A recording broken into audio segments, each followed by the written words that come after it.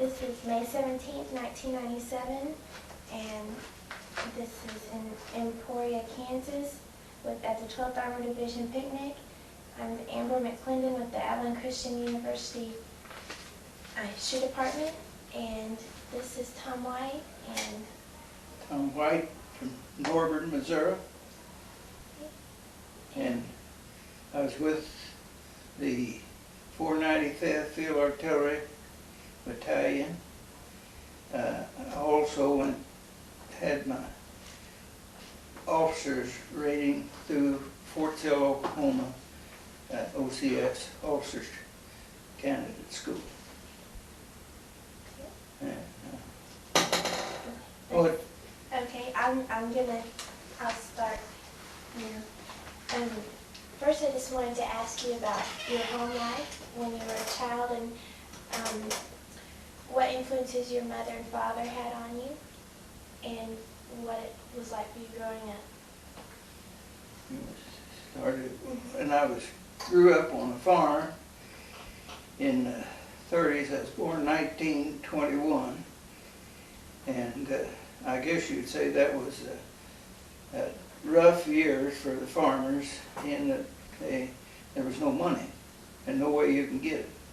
But my father always told me this. He had a friend at the University of Missouri, and he says you ought to have some chickens. So he built 2 chicken houses. At that time they were big. Now they're awful small and not practical. But that's how we got started, and then it seems as time went on, we got enough money, and they sent me to the university and on agriculture and animal husbandry. Then, as in February in 1943, I was inducted into the Army, and I went to OCS. I was inducted in February and went to OCS the following August and completed to a second lieutenant in September 1943. And then I went to the 12th Armored for training till I went overseas or whatever. So then I was with the 12th Armored from September to December the 31st, 1944, I guess. Well, 43, 44. But after I went with the 12th, I had all kinds of training, including the survey school and what have you. Then 12th went overseas, and at that time, somehow or another, they lost my records, and I was delayed about 2 or 3 weeks to catching another boat, and I went overseas on a boat that's Count Grande, 12,000 passenger luxury liner that had been converted to troops.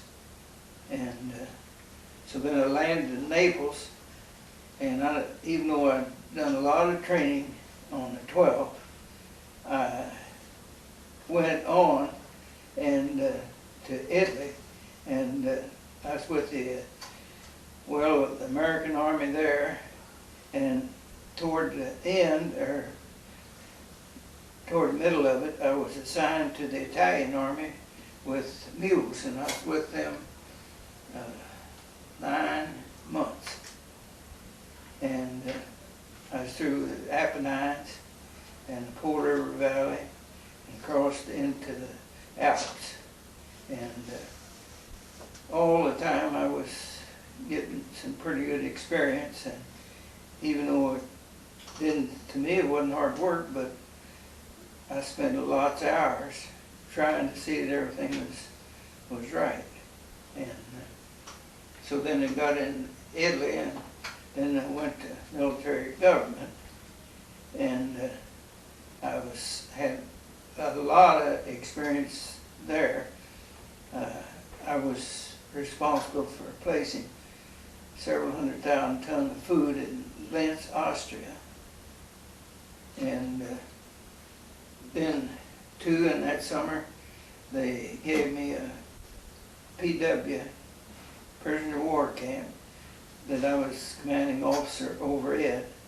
So I'll relate a little story. So when with this 12th Armored was with this German PW, they didn't have their supplies, T&E, for the clothing to be repatriated back to Germany. Then I went to Florence, or Leghorn, I'll go to Varno, and there I managed to get one copy and took them back to the camp, and then I got some paper and had them run off enough for 1,000 copies for the 1,000 German PWs. So I'd given this German captain was in charge. I was answering to him, and I said, I want you to go through all these 1,000 German PWs and make note of any clothing wasn't in satisfactory condition for them to go back. So the next day I came back and I told them, I said I was going to expect military courtesy, and I came back. So when they walked in the gate, I said, attention, and they all popped attention, and I asked the captain what he had done. He said, I thought I'd let you do it. I said, it'll be done by tomorrow night, but you were in water for 30 days. And he acted pretty quick. The American officer telling him what to do. And then I went up in Austria in military government, and I was an assistant, first or second lieutenant, who was General Humes' aide.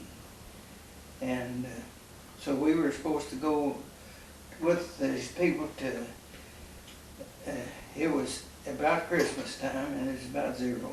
And we were supposed to go there and see that they didn't have any trouble getting on the airplane to fly to Italy. Well, the first thing, we couldn't get in the gate. And through work, we got in the gate, and Pat was there, and he was giving us a hard time, I guess. Maybe that isn't the right phrase I should use. But, so anyhow, we stayed all night. And we slept in the best hotel in Salzburg, but it so happened one corner, there's a gap just all the way up, just about that wide, foot wide. And it was, I think it was around 10 below that morning in that room.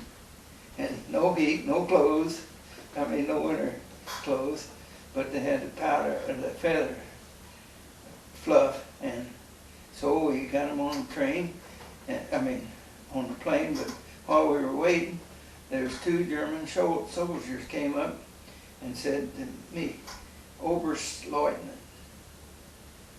we thank you. Said our unit was repatriated back in Germany before any of the others were. We thank you.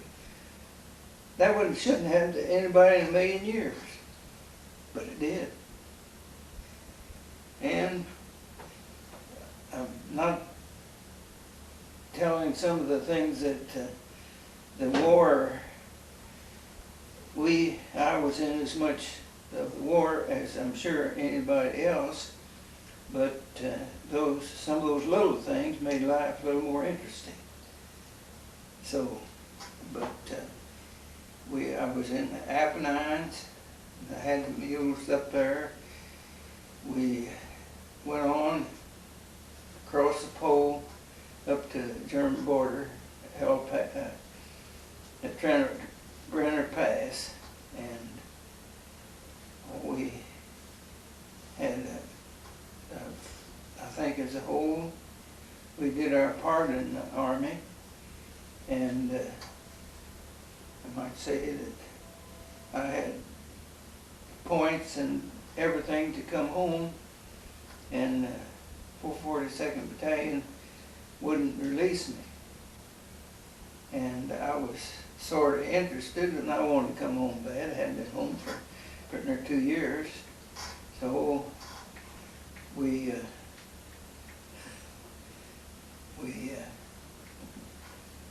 just getting this thing. But I wanted to come home, and there's a lieutenant in that says, your orders to come home were cut 5 or 6 times, but the colonel wouldn't let you go. And he says, incidentally, he was the Red Cross field director of Southern Europe. He says, you got orders from the Red Cross to come home immediately. So I came home on the Red Cross. And maybe that's nothing to brag about or think about, but that's the way things happened at that particular day. I don't know whether you want to have any war stories or not, but I tried to make it somewhat interesting. And I think I just would have cut it off over there. Have you got some questions you want? Well, I had a few questions, if that's okay with you. Yeah. Okay. Well, you said you worked General Patton. Yes. So could you tell me a little bit how you feel about General Patton and what that was like? General Patton definitely was a general who had no regard for human life.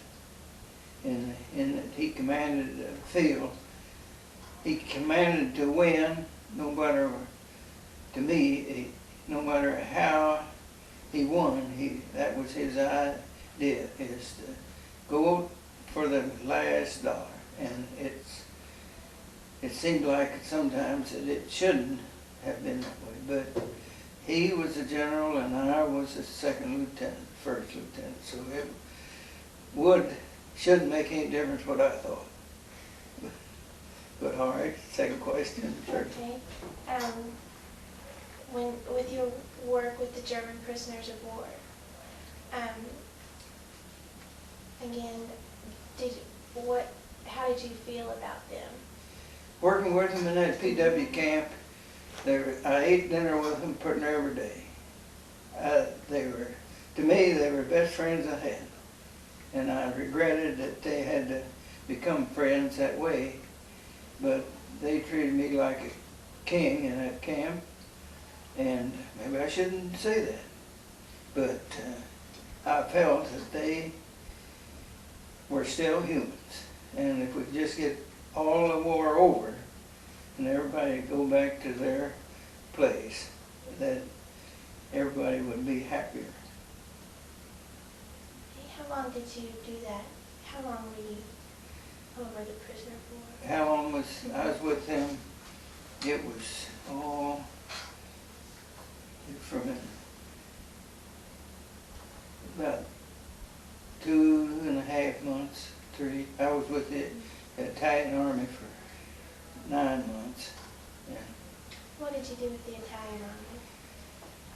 I asked the colonel, I said, I was assigned to the Italian Mule Group. And I had 40 mules and 40 Italian soldiers to carry supplies up to the mountains where the GIs were holding observation area. And they were trying to win the war by advancing. And so I felt like that I did it. That's about as much as anybody could. All right. Okay. I'm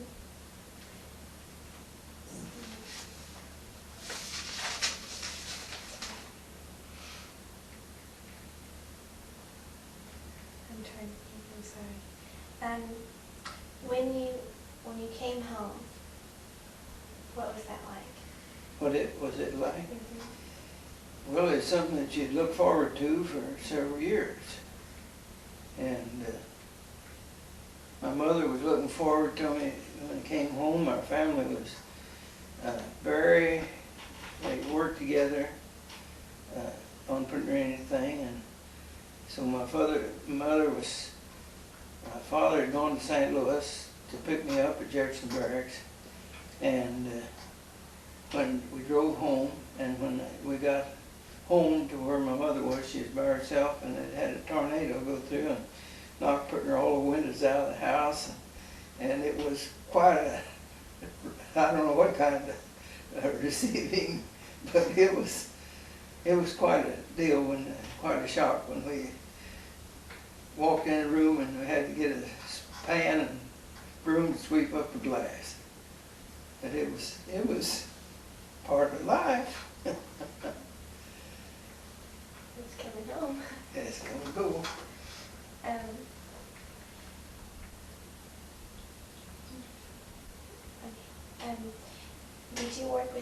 Did you help in liberating any of the concentration camps?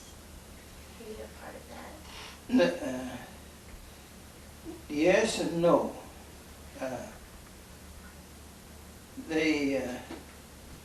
We provided, help set up so they'd have transportation, and I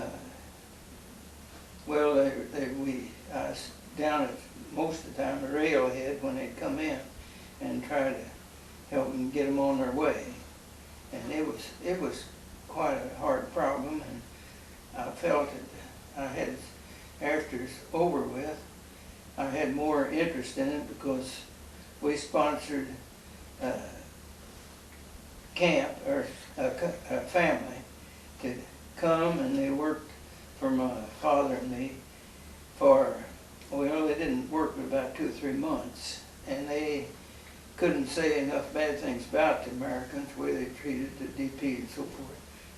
But after they finally went back to New York, and now they call me up on the telephone, we're our buddies. And it's really something how they could change and go from one extreme to the other. But they did.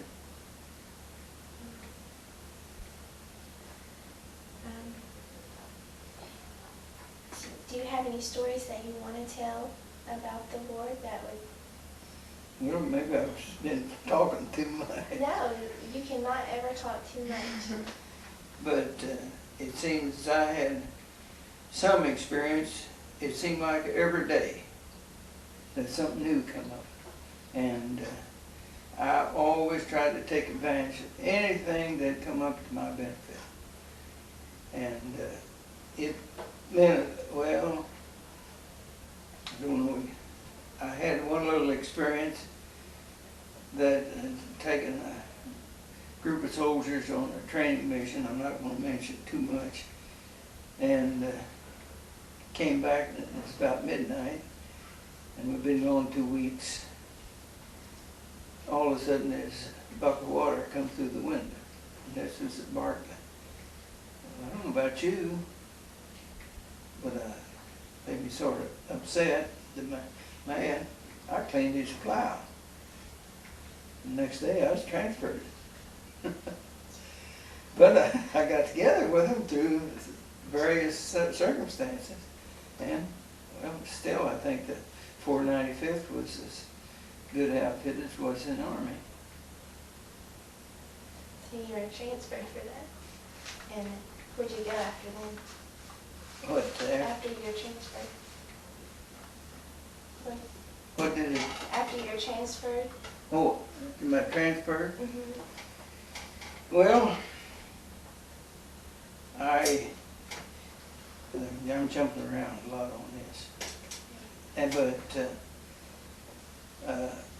I asked, when I went to Italy and was confronted with these mules, and I didn't speak any English, and of course they didn't speak any Italian, but so I felt like I had to do something.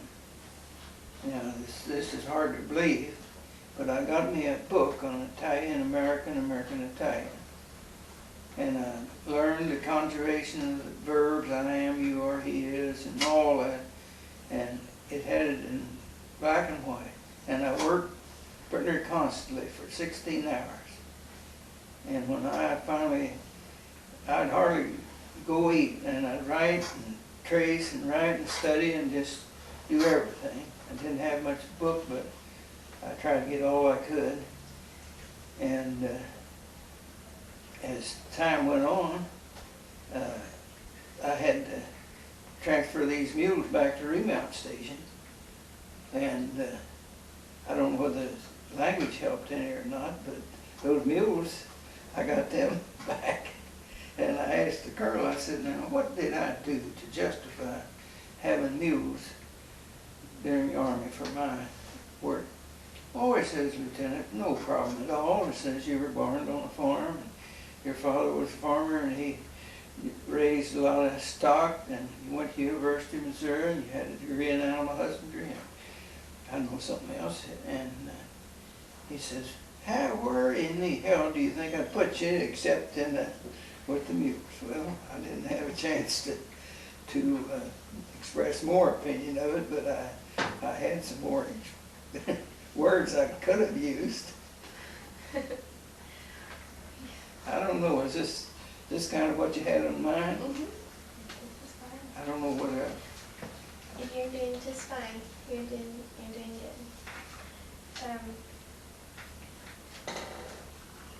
Do you have any questions? Can we go back to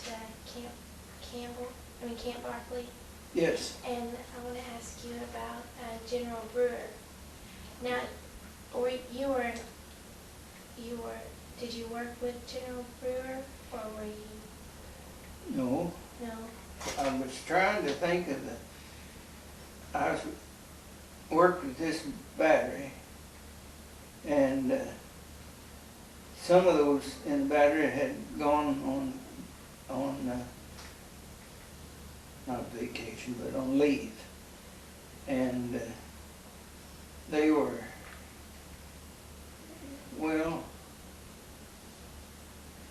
they'd taken a full leave, and then during the time they were on leave, I filled in as lieutenant commander, acting lieutenant commander, and I've gone over the rosters they have left, and I'm surprised that there's very few that I knew.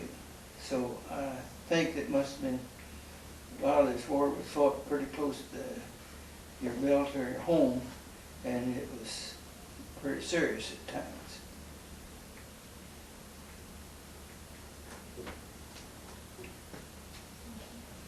Well, is there anything else that you would like to tell us? Well, I could probably, if I'm satisfied with what I did, Okay. and I could have changed things some, but I don't think it hurt anybody one way or the other. And those German soldiers, again, they treat me, I go in and eat dinner with them, eat their food and everything, which isn't probably right, but it was, and they all like me. I don't think there's one of them that wouldn't go to hell for me and come back, if you don't put it that way. But they were really, really nice. And at home, I guess I started out a little early. I'm jumping around here, this ain't right, but when I was about 7 or 8 years old, my father said, you go down the field and get that truck for me. And it was a Model T Ford. And of course I wasn't about so big yet.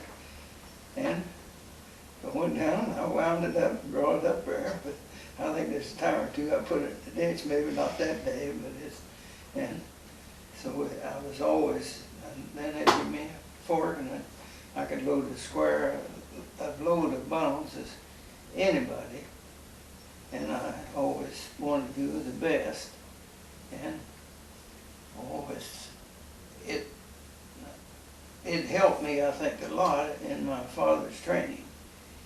We had to work. There was no question about it.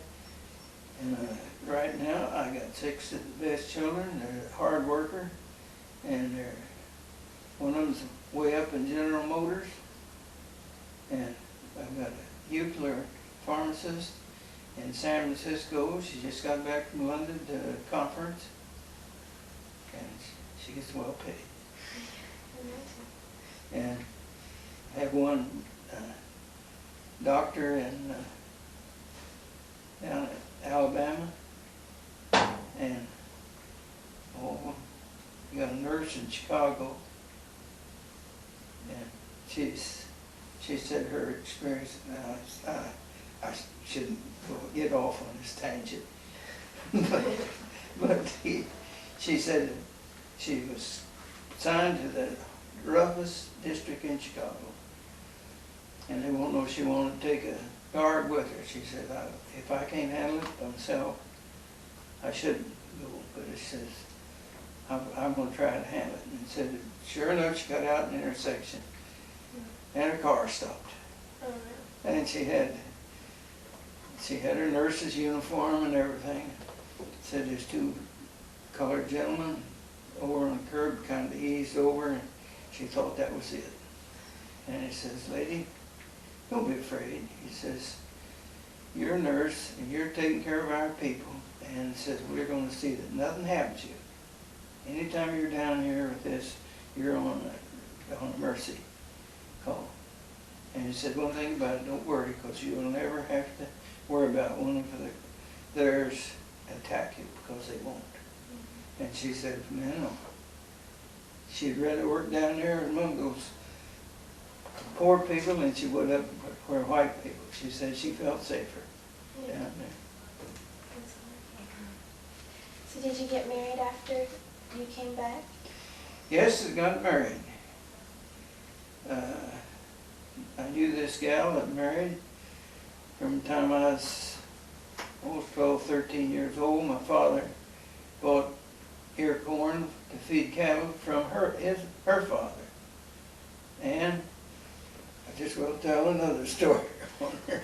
So I took her out one night. That was a good deal, I guess. And so we got playing bingo.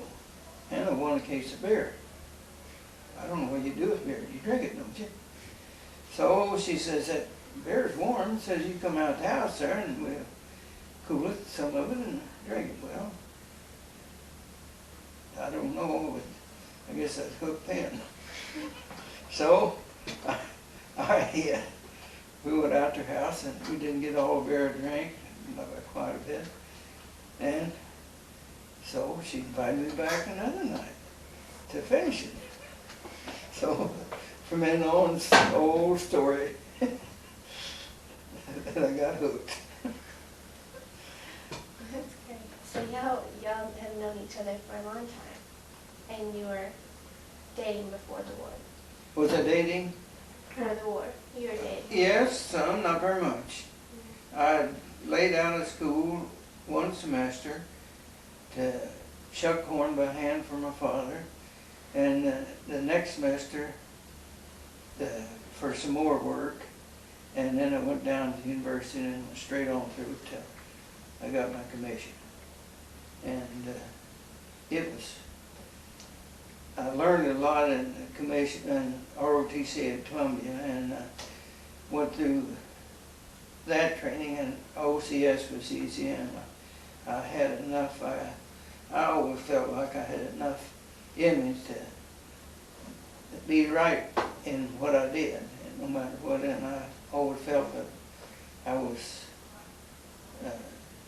doing pretty good, and to shoulder my part of the world's bad times or so forth, I feel that I have done my part and will continue. That's good. Thank you very much.